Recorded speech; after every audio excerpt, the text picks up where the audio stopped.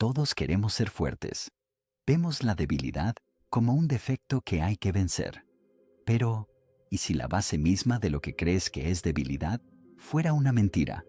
La filosofía de Nietzsche nos obliga a formular una pregunta aterradora. ¿Y si tus virtudes más celebradas, tu bondad, tu humildad, no son signos de un buen carácter, sino herramientas sofisticadas diseñadas para limitarte? Entonces, debemos plantearnos la pregunta más importante de tu vida. Ese sentimiento de debilidad que llevas contigo, esa voz que te pide quedarte pequeño, ¿te pertenece de verdad? ¿O son solo los barrotes invisibles de una jaula en la que nunca te diste cuenta de estar? Este viaje pretende darte la llave.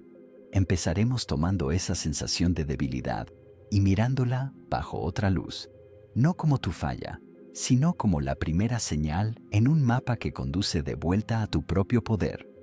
Al final, verás la jaula por lo que es y estarás listo para caminar libre. Empecemos exponiendo su arquitectura.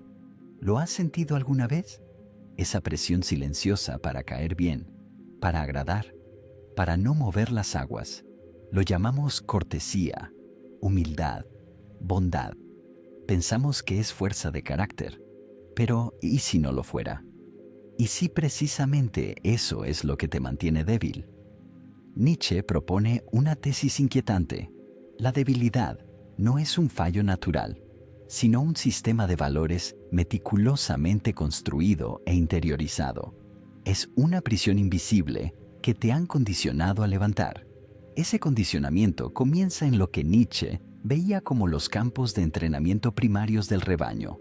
Nuestras instituciones educativas. Sostenía que la educación moderna no está diseñada para liberar tu espíritu, sino para domesticarlos.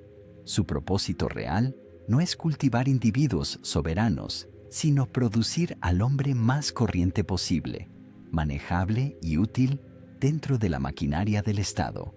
Según él, este sistema corta de raíz las ideas nuevas y desarrolla una sociedad de personas entrenadas solo para obedecer.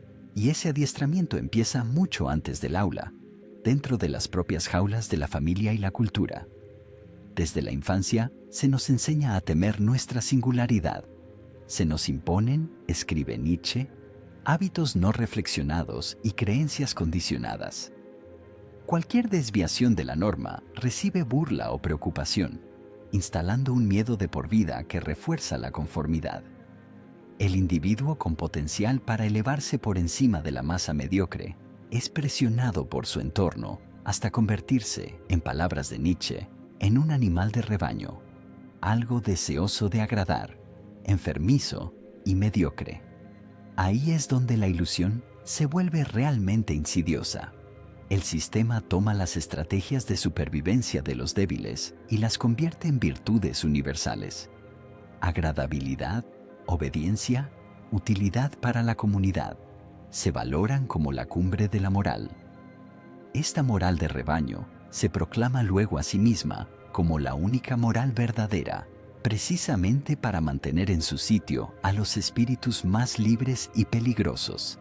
Es una pasividad colectiva, diseñada para impedir que alguien destaque de verdad.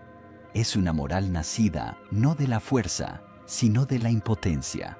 Así que ves que la debilidad que quizás sientes no es una simple falta de voluntad, no es una fragilidad innata, es una forma de autotraición, una rendición a la conformidad que te ha sido fabricada y vendida como virtud.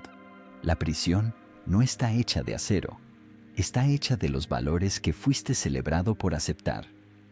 Surge entonces la pregunta más importante: ¿por qué? ¿Por qué la sociedad construiría una prisión tan perfecta y nos convencería de amar nuestra propia celda?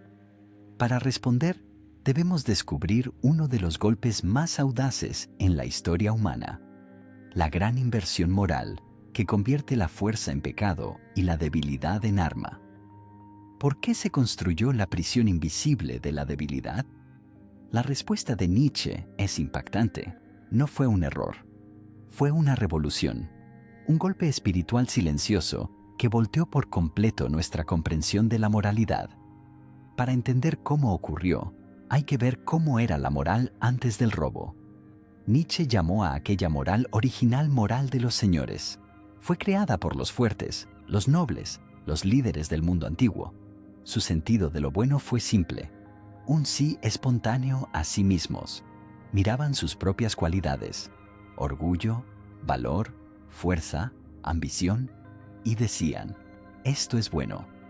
Lo malo era solo un apéndice, una etiqueta despectiva para lo débil, lo tímido, lo patético. Su moral celebraba el poder. ¿Y la otra cara? ¿Los débiles, los oprimidos, los impotentes? No podían luchar con el cuerpo, así que su enojo no tenía salida exterior. Se volvió hacia adentro, enquistándose en lo que Nietzsche llamó resentimiento, un odio vicioso nacido de la impotencia. Y ese rencor, afirma, se volvió creativo. Necesitaba un enemigo. El débil miró primero al Señor, y en un acto de lo que Nietzsche denomina la venganza más espiritual, no dijo: yo soy bueno, sino: tú eres malo. Ese fue el momento del robo, la revuelta de los esclavos en la moralidad. En una brillante inversión, la moral de los esclavos dio la vuelta a los valores del Señor. Todo lo que los señores amaban, poder, orgullo, ambición, autosuficiencia, se convirtió en pecado redefined como mal.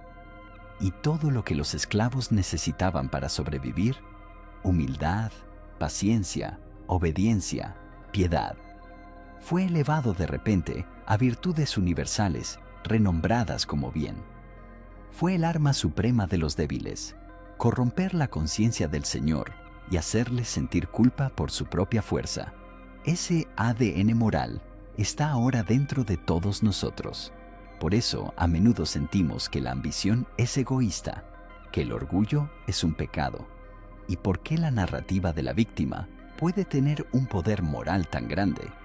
La moral de los esclavos ganó, y sus valores resuenan en la prisión invisible. Pero Nietzsche creía que hay una fuerza fundamental dentro de ti, que esa moral fue diseñada para reprimir.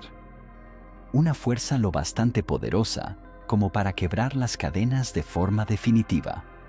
Un motor de crecimiento que llamó la voluntad de poder. Si nuestra moral moderna es una jaula construida por la venganza de los débiles, ¿cómo escapamos?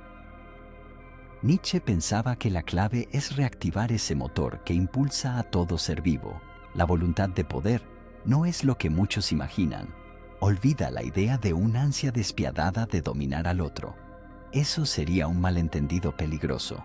Para Nietzsche, la voluntad de poder es el impulso irracional más básico de la vida. El afán por crecer, expandirse, vencer resistencias y descargar su fuerza. La vida no solo quiere sobrevivir, quiere prosperar. La voluntad de crear del artista, la de buscar la verdad del filósofo, son expresiones del mismo impulso. La voluntad de poder es neutral, ni buena ni mala. Como la electricidad, su valor moral depende de cómo se exprese. El uso más alto de esta fuerza no es dirigirla hacia afuera para controlar a los demás, sino hacia adentro, el autosuperarse. Se trata de canalizar esa energía cruda en dominio propio, en edificarte a ti mismo. La meta no es ser amo de otros, es ser el amo de uno mismo. Y aquí todo encaja. Recuerda ese resentimiento enconado del débil del que hablamos, ese deseo de venganza espiritual. Nietzsche diría que es una expresión frustrada y destructiva de la voluntad de poder. La voluntad de alguien que quiere herir para sentir un poder efímero. Pero la persona verdaderamente fuerte, actuando desde una plenitud de vida, no necesita dañar. Su poder construye, crea y ennoblece la vida. Ese motor está dentro de ti. El golpe moral de la historia quiso que lo temieras, que creyeras que tu impulso era malo. Pero es la fuente de todo tu potencial. ¿Cómo lo aprovechas? ¿Cómo lo usas para construir y no para destruir? Debes aprender la disciplina de la forja. Hay una lección dura de Nietzsche. Usar el propio dolor como martillo que te moldea en alguien irrompible. Nuestro mundo moderno se asienta sobre una idea. que la comodidad es buena y el sufrimiento malo. Es una religión de lo mullido, como la llamó Nietzsche. Pero, ¿y si esa aversión al dolor fuera precisamente lo que te mantiene en la prisión invisible? ¿Y si el sufrimiento no fuera el problema, sino la solución? Nietzsche distingue de forma crucial dos sufrimientos. Está el sufrimiento del débil, el ignominioso, ese dolor que conduce al rencor, a la autocompasión y te empequeñece. Y luego está el sufrimiento del fuerte, el noble, la dificultad abrazada como reto, la resistencia que prueba y aumenta tu fuerza. Es el antídoto activo contra la mentalidad de víctima. Aquí reside la alquimia psicológica de su filosofía. Transformar el dolor en poder. Se trata de enmarcar conscientemente las pruebas, no como desgracias sin sentido, sino como ingredientes necesarios para el crecimiento. Dar propósito al dolor. El padecimiento deja de ser gratuito. Se vuelve el precio que aceptas pagar por un fin superior. Conocimiento, carácter, fortaleza. Esta es la voluntad de poder en acción, usando la resistencia para volverse más poderoso. El tipo humano más elevado, argumenta Nietzsche, no espera que el destino le imponga sufrimiento. Practica una disciplina del padecer. Busca incomodidad voluntaria, el entrenamiento sacrificado del atleta, la práctica agotadora del artista. ¿Por qué? Porque al elegir tus propias penalidades, construyes la resiliencia para enfrentar las que no eliges. No te limitas a aguantar la vida, te entrenas para ella. Una sociedad que teme el dolor producirá mediocridad. Creará un mundo sin riesgo, sin lucha, sin grandeza. Al aprender a usar el sufrimiento como forja, haces más que soportar. Creas y creces. ¿Has visto la prisión? Has encontrado el motor y ahora tienes la herramienta para moldearte. ¿Qué tipo de persona llegas a ser cuando ya no temes ser herido? Te conviertes en el autor soberano de tu propia vida. Has visto la cárcel de la debilidad. Has sentido la voluntad de poder y has empuñado el martillo del sufrimiento. Este es el paso final. Vivir la verdad de todo ello.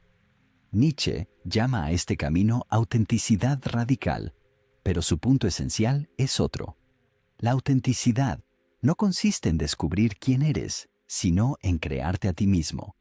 La cadena primaria que te mantiene prisionero del rebaño es lo que él llamaría una adicción a la aceptación.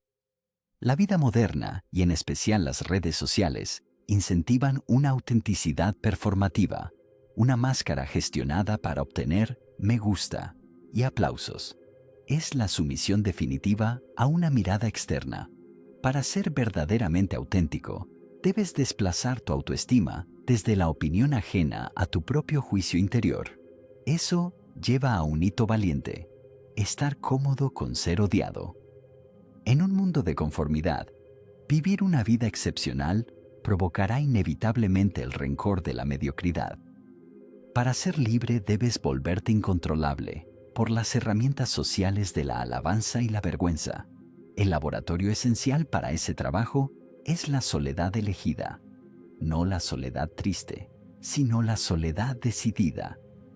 La cámara de descontaminación donde finalmente puedes apagar el ruido del rebaño y escuchar la ley fundamental de tu propio ser. Esto no es una invitación a la autosatisfacción narcisista. Nietzsche diría que el narcisismo es otra forma de debilidad, una necesidad frágil de audiencia. El individuo verdaderamente auténtico no necesita un público, solo necesita su tarea.